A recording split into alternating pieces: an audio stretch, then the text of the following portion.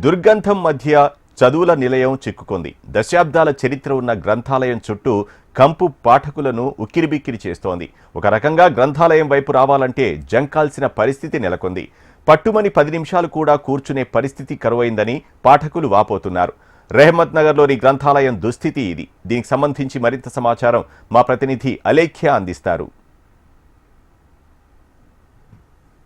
ఎక్కడైనా గ్రంథాలయం అంటే ప్రశాంతమైన వాతావరణం గుర్తొస్తుంది. కానీ రెహమత్ నగర్లో ఉన్న గ్రంథాలయం మాత్రం పాఠకులు అయితే తీవ్ర ఇబ్బందులను ఎదుర్కొంటున్నారు. ముక్కు మూసుకొని చదవాల్సిన పరిస్థితి ఏర్పడుతుందని చెప్తున్నారు. అయితే మరోవైపు చూసుకుంటే ఈ గ్రంథాలయం పక్కన వాష్రూమ్స్ అయితే ఉన్నాయి, అవి క్లోజ్ చేసి ఉన్నాయి. అంతేకాకుండా ఇంకొక వైపు మద్యం దుకాణం ఉంది. ఇక్కడికి వచ్చేవారు కూడా ఇక్కడ మూత్ర విసర్జన చేయడానికి కూడా వాష్రూమ్స్ అంటే క్లోజ్ చేసి ఉండడంతో వేరే చోటు లేకుండా ఈ గ్రంథాలయం చుట్టుపక్కలనే అయితే వాష్రూమ్స్కి వెళ్ళడం జరుగుతుంది. దీంతో దుర్వాసన వెదజల్లుతుందని అయితే స్థానికులు చెప్పడం జరుగుతుంది. దీంతో గ్రంథాలయంలోకి భరించలేని దుర్వాసన వస్తుందని చెప్తున్నారు. మరోవైపు చూసుకుంటే చెత్త చెదారంతో గ్రంథాలయం అంతా కూడా ఉందని చెప్పుకోవచ్చు. ఒకవైపు మొత్తం కూడా డస్ట్బిన్ ఏర్పాటు చేసి జిహెచ్ఎంసీకి బండ్లు కూడా ఇక్కడే ఉంచడం జరుగుతుంది. దీంతో దుర్వాసన వెదజల్లుతుందని చెప్తున్నారు.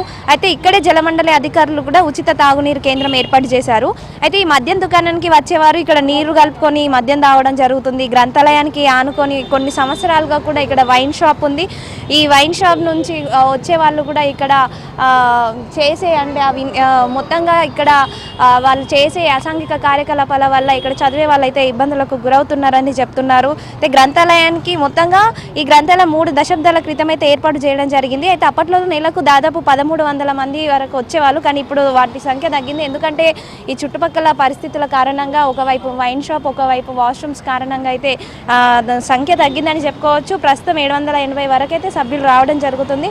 ఈ గ్రంథాలయంలో దాదాపు 10,000కు పైగా పుస్తకాలు అయితే ఉన్నట్టుగా అయితే అధికారులు చెప్తున్నారు. ఇక్కడికి ఎక్కువగా అయితే పోటీ పరీక్షలకు ప్రిపేర్ అయ్యే విద్యార్థులు అయితే వస్తుంటారు. ప్రస్తుతం అయితే ఇది క్లోజ్ చేస్తుందని చెప్పుకోవచ్చు.